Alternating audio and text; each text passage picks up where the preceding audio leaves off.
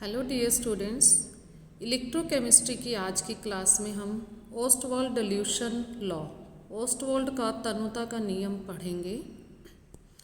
पिछली क्लास में हमने Arrhenius theory of electrolytic dissociation discuss करा था। अर्हेनियस द्वारा समझाए गए इसी आयनिक साम्य को ऊपर द्रव्य अनुपाती क्रिया नियम का उपयोग करके ओस्टवाल्ड ने एक तनुता नियम प्रतिपादित किया, जिसे हम ओस्टवाल्ड का तनुता का नियम, ओस्टवाल्ड डिल्यूशन लॉ कहते हैं। मान लीजिए हमारे पास एक इलेक्ट्रोलाइट AB है जो सॉल्यूशन में अपने आयनों A और B में विभक्त हो जाता है।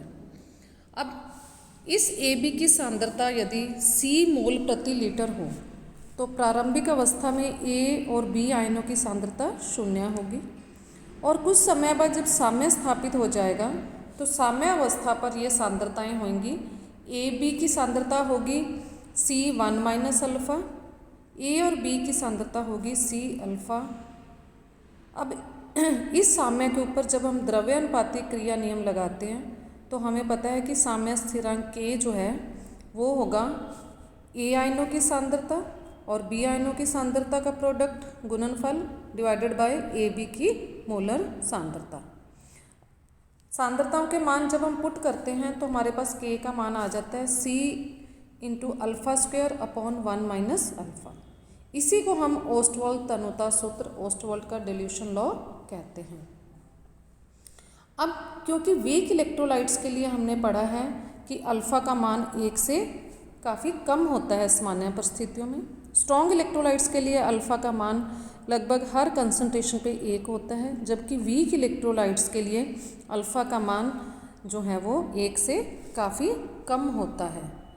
तो इस परिस्थिति में हम 1 माइनस अल्फ़ा, ये जो ऊपर इक्वेशन है मेरे पास, इसमें 1 माइनस अल्फ़ा को मैं अगर इग्नोर कर दूं तो मेरे पास ऊपर वाला एक्सप्रेशन जो है वो बन जाएगा C अल्फ़ा स्क्वायर, और रीअरेंज कर दूं तो alpha is equal to square root K by C, और you can say alpha is inversely proportional to square root of C।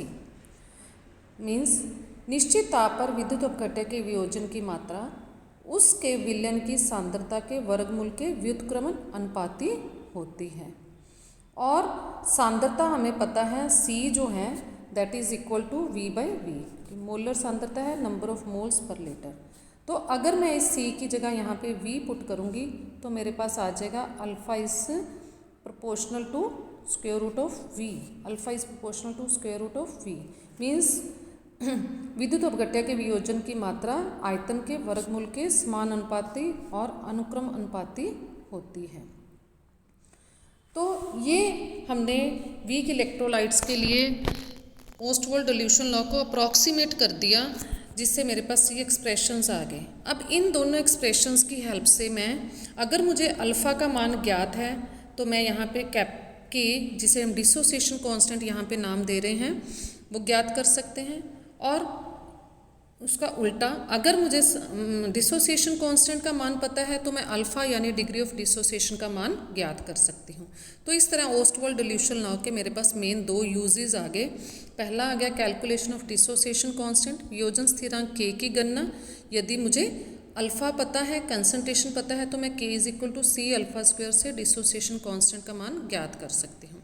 और दूसरी तरफ अगर मुझे K और C के मान पता है तो मैं अल्फ़ा डिग्री ऑफ डिसोसिएशन का मान ज्ञात कर सकती हूँ। तो इस तरह हमारे पास ओस्टवाल्ड डिल्यूशन लॉ को हम 2 मेन तरीक़ों से यूज़ कर सकते हैं। इसी के साथ ओस्टवाल्ड डिल्यूशन लॉ की कुछ लिमिटेशंस भी हैं। जो मेन लिमिटेशन है कि Ostwald dilution law mainly weak electrolytes के लिए है, दुर्बल विद्युत अपघट्य के लिए ये नियम जो है वो लागू होता है, जबकि स्ट्रॉन्ग इलेक्ट्रोलाइट्स पे ये नियम फेल हो जाता है। क्यों फेल हो जाता है? क्योंकि हमने अभी डेरिवेशन पार्ट में करा कि ओस्टवाल्ड डिल्यूशन लॉ 2 बातों पे निर्भर कर रहा है। पहला अर्हेनियस थ्योरी ऑफ इलेक्ट्रोलिटिक डिसोसिएशन को लेके चल रहा है, जो कि हमने पिछली क्लास में पढ़ा था कि अर्हेनियस सिद्धांत कहता है कि सामान्य तनुता पर, नॉर्मल डिल्यूशन पर विद्युत अपघट्य कुछ मात्रा में वियोजित अवस्था में रहते हैं। मीन्स जो है वियोजित और अवियोजित अणुओं के मध्य साम्यावस्था रहती है, और जब तनुता बहुत अधिक होती है तब पूर्ण वियोजन होता है। परंतु हमें पता है कि प्रबल विद्युत अपघट्य जो है स्ट्रॉन्ग इलेक्ट्रोलाइट, वो तो हर सांद्रता पर इवन ठोस अवस्था में भी पूर्ण वियोजित अवस्था में रहते हैं, तो उनमें कभी भी वो साम्य जो वीक इलेक्ट्रोलाइट्स के लिए साम्य स्थापित होता है वो कभी भी नहीं आता। इसी तरह दूसरा पॉइंट ओस्टवॉल्ड ने लिया था लॉ ऑफ एक्टिव मासेस, सक्रिय द्रव्यमान के ऊपर बेस्ड इसने डेरिवेशन किया, जिसमें अणुओं व आयनों की सांद्रता जो है वो उनसे साम्य स्थिरांक को हम ज्ञात कर सकते हैं। जब आयनों पर आवेश की मात्रा अधिक हो जाती है तो वो साम्य को प्रभावित करते हैं, और उस स्थिति में सक्रिय द्रव्यमान का नियम जो है वो ठीक से लागू नहीं होता।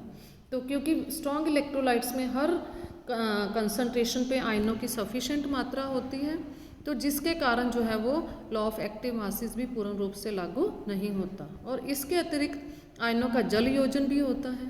तो जो है इन परिस्थितियों में ये दोनों ही अर्हीनियस थ्योरी और लॉ ऑफ एक्टिव मासेस जो है वो स्ट्रॉन्ग इलेक्ट्रोलाइट्स से के लिए पूर्ण रूप से काम नहीं करते और या पूर्ण रूप से हम अप्लाई नहीं कर पाते, जिसके कारण ओस्टवॉल्ड डिल्यूशन लॉ जो है वो केवल दुर्बल विद्युत अपघट्यों के लिए ही रह जाता है, जबकि स्ट्रॉन्ग इलेक्ट्रोलाइट्स प्रबल विद्युत अपघट्यों के लिए फेल हो जाता है। That's all about Ostwald dilution law. Thank you so much.